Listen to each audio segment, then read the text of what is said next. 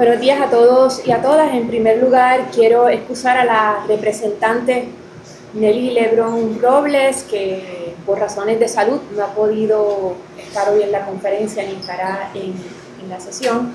Y comenzar con la presentación de 3 medidas que hemos radicado tanto en Cámara como en Senado, vinculadas al preocupante tema de la arbitrariedad con la que se están otorgando contratos vinculados a información, a tecnología, a comunicaciones, y el papel de la oficina conocida como PRITS en este proceso.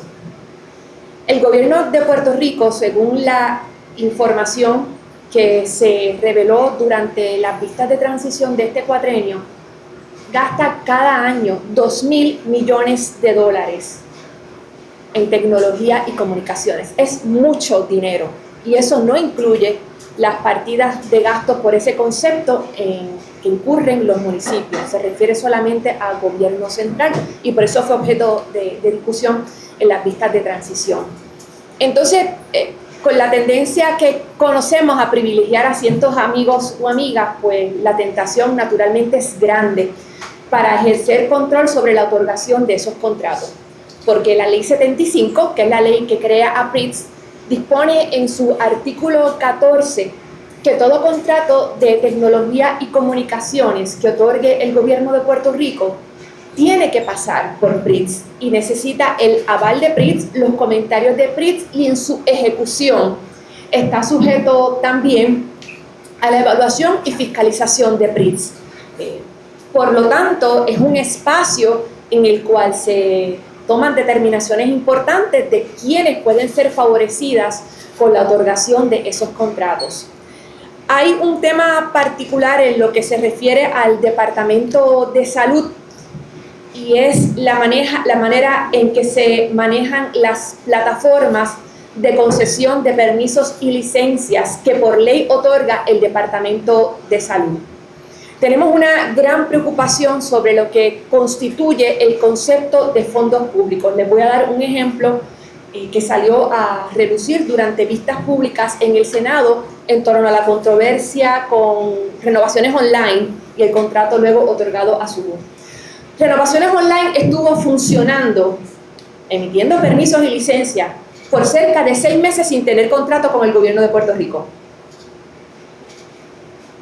Y lo hicieron porque bajo la estructura bajo la que funcionaban, recaudaban todo el dinero y remitían a Hacienda la parte que correspondía al Departamento de Salud. Pero el argumento defendido aquí en vista pública por el secretario de Salud es que si ese dinero lo recibe en primera instancia una empresa privada, no son fondos públicos, porque no pasan por el Departamento de Hacienda, no constituye un desembolso del Departamento de Hacienda o del Departamento de Salud el pago a esa empresa intermediaria, y esa es la manera perfecta para evadir la divulgación y la fiscalización, porque no eran fondos del pueblo de Puerto Rico. Para atender esa situación, hemos presentado una enmienda a la Ley de Contabilidad del Gobierno de Puerto Rico, de tal manera que las transacciones que realice una empresa privada al amparo de facultades que le competen al Gobierno de Puerto Rico tienen que ser transacciones que involucran fondos públicos a los efectos de su divulgación y de su fiscalización. No puede escapar la fiscalización del Gobierno de Puerto Rico, por ejemplo, el pago anual de millones de dólares en licencias y en otorgaciones de permiso. Estamos hablando de todo el dinero del registro demográfico, de la Junta de Licenciamiento, los permisos que necesitan las farmacias para operar, para vender medicamentos controlados, las licencias vinculadas al cannabis medicinal. Es una cantidad tan enorme de dinero que hasta la Junta de Control Fiscal, que no se ha caracterizado por la fortaleza en su fiscalización, le ha hecho una petición al Departamento de Salud sobre los términos del contrato de Subur. Entonces, nos parece importante, en cuanto a nuestro trabajo de aprobación del presupuesto y de fiscalización de las agencias, que se redefina las cantidades que recibe el gobierno de Puerto Rico o que debería estar recibiendo el dinero de Puerto Rico y que se entiendan como fondos públicos. Hemos radicado también en esa misma línea una resolución conjunta ordenándole al Departamento de Hacienda que por fin modernice el reglamento 49 aprobado en el año 2012, antes de que la tecnología ocupara un espacio tan importante en el presupuesto. Les recuerdo nuevamente, $2,000 billones, de tal manera que en la consideración del presupuesto, en la aprobación de la resolución conjunta del presupuesto, sean transparentes los gastos de tecnología. No existe una clasificación, una categorización de esos gastos. Por lo tanto, si nosotras como legisladoras o ustedes como periodistas quieren buscar en el presupuesto cuánto se gasta en tecnología, no lo van a encontrar, porque va a estar en servicios profesionales, en compra de equipo, en otros servicios, imposible de detectar. Tampoco es posible detectarlo tratando de seguir el rastro de las cuentas que deben incluirse en los contratos que se registran en la oficina de la Contralora, porque no tienen una cifra de cuenta separada. Si han visto los contratos del gobierno, se supone que se registre, que aparezca el mismo contrato, de dónde es que se va a pagar el contrato. Como no aparece la cifra, la fiscalización se hace muy difícil. Esas son dos de las medidas que hemos presentado para hablar del tema de la investigación. Les dejo a nuestro portavoz en la Cámara, el representante Denis Márquez. Saludos, muy buenos días. Quisiera brevemente señalar algo sobre el asunto de los fondos públicos que señaló la compañera María Lourdes Santiago. No hay forma, en el sano juicio de nadie, en interpretación administrativa, en interpretación jurídica, en análisis de fondos públicos, que alguien pueda pensar que un dinero para el pago de una licencia, que es, y las licencias no son otra cosa que autorizaciones del gobierno para ejercer una profesión o para llevar algún tipo de actividad, en este caso relacionada con la salud, que ese permiso o licencia del gobierno por el cual se paga, por el hecho de que lo reciba una entidad privada por disposición de un horrible contrato, no sean fondos públicos. Realmente es una barbaridad la forma y la estructura del contrato, pero de igual forma es terrible que se interprete esto como un asunto que no tiene que ver directamente con los fondos públicos. Son fondos públicos porque son pagos de personas o entidades para autorizaciones, licencias y permisos del gobierno de Puerto Rico. Son y seguirán siendo fondos públicos. En la historia de Puerto Rico se han dado durante décadas miles de millones de dólares en contratos. Hubo épocas en lo que se llamó la construcción de este país para millones de dólares en asfalto y en construcción de autopistas a múltiples compañías. Pasamos la década de los 90 del siglo pasado con contratos millonarios en el Departamento de Educación. Luego pasamos a las grandes construcciones de grandes cosas como el tren urbano, los coliseos, y en múltiples de esas ocasiones terminaron en casos de corrupción pública en este país. En el siglo XXI, la tecnología es la orden del día. Y con la tecnología, como señaló María de Lourdes, hay miles de millones de dólares y ya estamos viendo los efectos que está teniendo en el gobierno de Puerto Rico en la forma y en la manera que se contrata. Por eso la tercera medida que hemos radicado tanto en Cámara como en Senado, siempre haciéndolo en ambos cuerpos para intentar y promover que sea uno de los dos el que lleve a cabo la acción, porque si de verdad quieren atender el asunto, este es el mecanismo de la resolución de que se cree una comisión total, ya sea en el Senado o ya sea en la Cámara, según cada uno de los reglamentos de ambos cuerpos, sobre los cuales tiene para investigar la irregularidad en las contrataciones de servicios de tecnología, sobre los cuales tiene jurisdicción PRIS, y a la otorgación del contrato y cualquier otro contrato relacionado con la tecnología en las agencias de gobierno.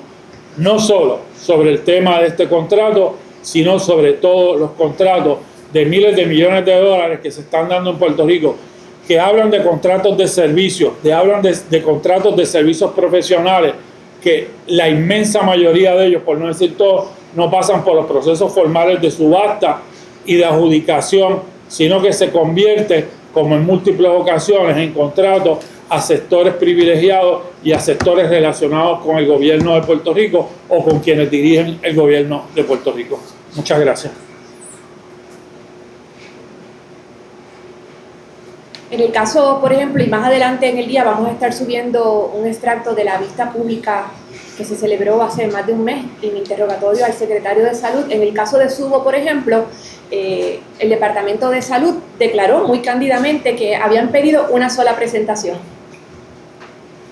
que fue la presentación que eventualmente resultó favorecida. Entonces, el llamado es a que una cantidad tan importante de fondos públicos, de la que depende además la modernización de la operacionalidad del gobierno de Puerto Rico, los procesos de digitalización, los procesos de acceso de la ciudadanía, los procesos de acceso a la información, tiene que realizarse de una manera más transparente y más clara. Si hay alguna pregunta.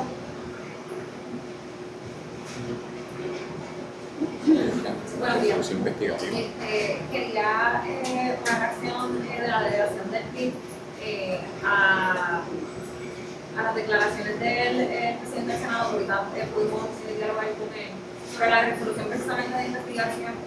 Él expresó que realmente ellos no quieren, o sea, ustedes no quieren investigar nada, que es una pretensión política, que es una payasería y que él va a derrotar estas resoluciones sometidas ambos por el PPD y por el PIB. ¿Cómo responden a esas expresiones del presidente del Senado?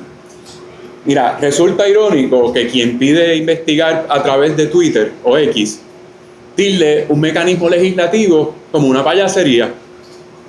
Nos parece altamente irresponsable hacer una serie de señalamientos importantes a través de las redes sociales, siendo el presidente del cuerpo, el presidente del Senado, involucrando incluso al FBI en entrevistas radiales, y que cuando legisladores presentamos una pieza legislativa para que entonces ejerza su liderato, como lo ha hecho otras veces, como pasó con la orden administrativa que Papá Dios le puso a Waldemar Quiles en su escritorio, como las 5 años que Verónica Ferrayoli no radicó planillas y pretendía la gobernadora que fuera secretaria de Estado, pues no vimos ningún impedimento, no existe ningún impedimento en que el Senado de Puerto Rico o la Cámara de Representantes abra una investigación, porque aquí sí se investigó el asesinato de 2 estudiantes en la década de los 80, refiriéndome al Cerro Maravilla.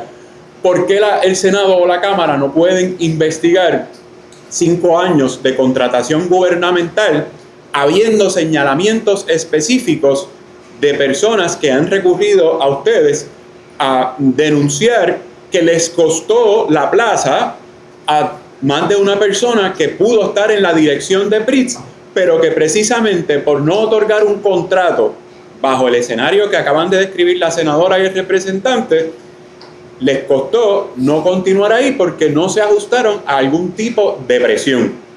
Si para él eso es una payasería, entonces él quiere legislar a través de las redes sociales. Nosotros nos tomamos muy en serio los espacios que ocupamos aquí porque somos senadores, no somos influencers, no somos productores de contenido. Aquí se viene a legislar, y si se quiere investigar, el mecanismo que tienen los legisladores es, en este caso, a través de una resolución de investigación, y solicitamos ahí que sea a través de una comisión total, para que todo el mundo tenga oportunidad, y eso quiere decir que los 19 PNP, en la pugna esta que hay, cada cual entenderá hacer las preguntas pertinentes, nosotros las nuestras y los populares las suyas, Proyecto Dignidad la suya y el senador independiente la suya. Así que es llover sobre mojado. Lo de derrotarla, bueno, ese se ha convertido en el hobby del presidente del Senado, descargar para derrotar cualquier cosa que provenga de la oposición sin darle la seriedad que requiere, porque esto es un asunto serio, más que para nosotros, para el país. Si no fuera un asunto serio e importante, esta sala no estuviera llena de periodistas. Así que ustedes, en teoría, según el presidente, estarían participando también de una payasería. No lo es, ¿verdad? Es un asunto serio. Él sostiene, ¿verdad? Y le pregunto que entonces debe el Senado investigar este asunto, porque lo que sostiene también el presidente es que eso debería quedarse en manos de las autoridades federales. Nada impide que el Senado investigue antes que las autoridades y a la misma vez también. Él ha expresado reparos también por los señalamientos que han venido desde el Ejecutivo sobre quizás legisladores específicamente del Senado. Pues si el problema son senadores, que investigue a la Cámara. En el peor de los casos, porque igual, si el Senado está investigando y surge el nombre de un senador, con todos los parámetros reglamentarios, ese senador entonces pasa a la Comisión de Ética del Senado si existiera algún reclamo que cumpla con los parámetros de la Comisión de Ética para que abra una investigación hacia su persona.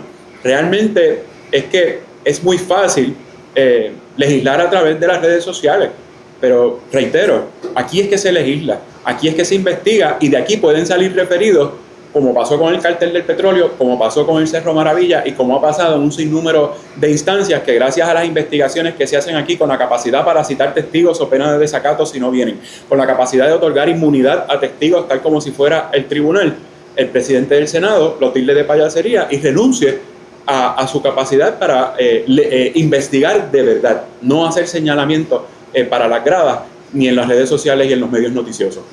Quiero añadir a lo que ha dicho el senador González Costa, que nuestro interés en la intervención de los cuerpos legislativos es la publicidad, la visibilidad y la transparencia. Si se citan testigos a comparecer ante una comisión legislativa, ustedes tienen acceso. El pueblo de Puerto Rico lo ve. Nosotros no sabemos qué pasa en una sala de interrogatorio de cualquier agencia de ley y orden, sea el FBI o el Departamento de Justicia. No sabemos cuáles son los elementos que pueden culminar en una determinación de hacer o no una acusación.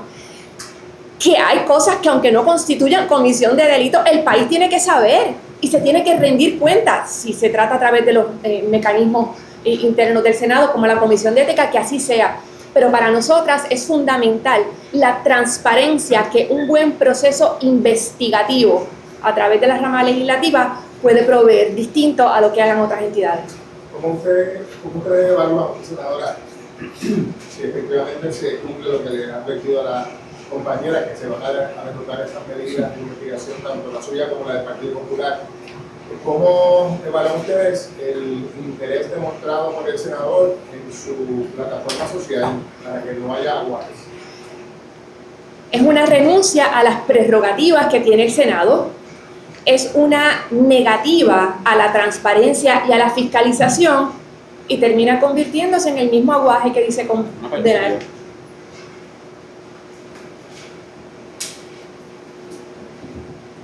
¿Alguna otra pregunta? Una cifra, ustedes decían cuánto dinero de contratos de tecnología se maneja. 2.000 millones al año, combinado en fondos locales y federales, no incluye a los municipios y el número proviene de las vistas de transición. Eso me ha quedado claro porque lo que mencionaba el presidente del Senado también iba en la dirección de que sería como investigarse a ellos mismos. ¿Ustedes han detectado que en efecto hay un contrato que se le ha otorgado a esta compañía en el Senado o algo que pueda sostener ese argumento? No. Si el presidente del Senado hace esa declaración porque tiene razón suficiente para pensar que hay legisladores involucrados, tiene la obligación. Ahora, nos investigamos nosotros mismos en toda intervención de la Comisión de Ética. Por definición, la Comisión de Ética es un organismo para investigar el comportamiento de los legisladores, tanto en Cámara como en Senado. Así que tiene varias opciones. O se hace con absoluta transparencia a través de la comisión total y que caiga quien caiga, o realiza un referido a partir de la información que él tiene, que nosotras no la tenemos, y que haga el referido correspondiente a la Comisión de Ética. No hay ninguna razón, ninguna, para negarse a ejercer las facultades que tenemos.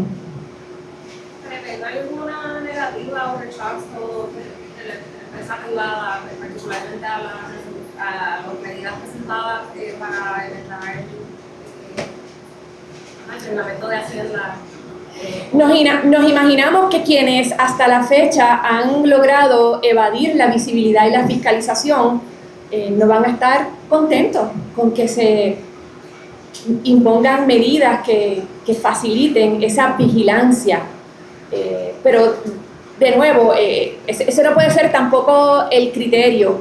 Y en el caso del Departamento de Hacienda y de OGP, en el manejo del presupuesto desde el momento de su confección hasta la fiscalización que debe existir durante todo el año fiscal, aquí a todo el mundo le conviene la claridad. Nadie pierde con que hagamos más visible el tracto que siguen los gastos de tecnología y de comunicación. Senadora, ahora que menciona también OGP, la gobernadora había mencionado devolver a PRIT a OGP. ¿Cómo responde la delegación del PRIT a esa propuesta de la gobernadora que dijo que esta misma semana creo que iba a presentar una medida? Esa propuesta se da evidentemente, ¿verdad? Porque es que aquí tampoco podemos actuar como con una inocencia que nadie puede tener a estas alturas. Es una propuesta que surge para tener el control absoluto de la otorgación de esos contratos. No responde a ningún criterio de eficiencia gubernamental, de achicar el gobierno, de menos gasto. De hecho, PRIT está ahora mismo funcionando a una fracción de lo que debe ser su capacidad real. Tiene cerca de 60 empleados, estimado que necesitaría cerca de 200 para hacer su trabajo de la manera más eficaz. La gobernadora lo que persigue es acabar con la autonomía que pueda tener PRIT. Y esas son malas noticias. Eso es seguir consolidando el gobierno bajo la influencia de una sola persona. Y los y las allegadas van a tener el control absoluto porque va a dejar de ser una posición que tenga que ser confirmada por el Senado. Va a ser una posición gerencial más designada por Fortaleza y todas las personas vinculadas a este tipo de transacciones en Fortaleza. No vamos a contar ni siquiera con lo que puede ser el escrutinio en algunas ocasiones más eficaz que otros, que se ejerce sobre ese puesto. Y les quiero recordar que la falta de consenso o las objeciones a los nombramientos no son de este cuatrienio nada más. El cuatrienio pasado yo anuncié mi voto a favor de Nanette Martínez y el Partido Popular la colgó con un informe negativo.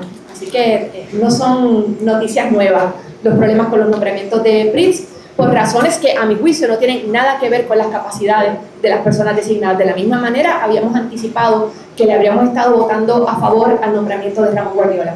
Entonces, ¿están a favor de que se quede esa posición a base de nombramiento? Porque el exdirector de la Oficina de Tecnología, Volkers, había expresado que ese cargo no debería ir a la legislatura. Que debería ser un nombramiento de la gobernadora.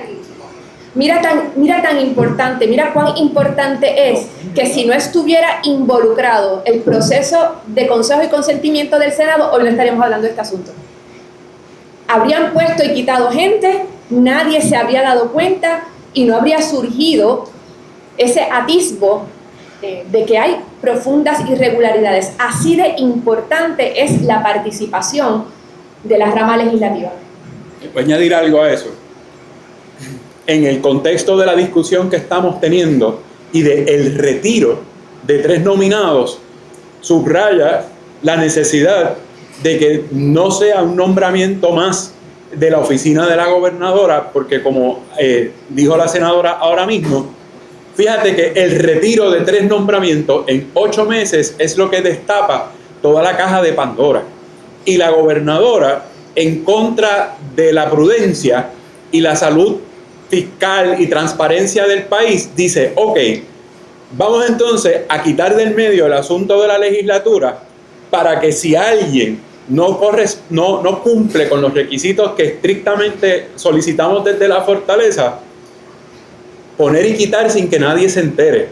Pero como levantó tanta suspicacia y por razones obvias, que nombraban a uno y los removían, nombraban a otro y los removían. No es que se colgaba, no es que se han colgado 3 nominados, que yo lo he escuchado por ahí, es que la gobernadora los nombraba y luego los retiraba. Van 3 en 9 meses. Y luego surge el señalamiento de por qué posiblemente los estaban retirando. Si eso no se estuviera dando de la forma en la que se está dando por el balance de poderes, no estuviéramos haciendo este tipo de de investigación, tanto por la prensa como la que estamos solicitando a través del Senado nuevamente, y el país no estuviera al tanto de posibles irregularidades en el proceso de escoger personas que dirigen una oficina que, reiteramos, tienen su control el otorgar contratos de hasta $2,000 millones al año de las distintas agencias para distintos servicios. Así que nada más que por prudencia se debe quedar como está para que ante esta cortina de irregularidades se pueda tener una ligera luz de lo que pudiera estar pasando allí. Y para finalizar, ¿verdad? Reconociendo el trabajo del Centro para el Periodismo Investigativo que hizo el tracto de ese contrato, oye, volvemos, uno no puede ser más inocente, ¿verdad?, de lo que la razón dicta. Cuando tú dices, ay, mira, Ramón Guardiola no lo firmó, lo sacamos, ponemos un interino, lo firma, lo sacamos, ponemos a otro, pero bendito sea Dios, es que se cae de la mata, que tiene que haber una vigilancia muy precisa de lo que ocurrió ahí, porque las circunstancias son intrínsecamente sospechosas. Si no estuviera el mecanismo de consejo y consentimiento del Senado, esto pasaría como probablemente esté pasando con muchísimas otras transacciones del gobierno y no tenemos acceso, no tenemos esa visibilidad. Muchas gracias a todos y a todas.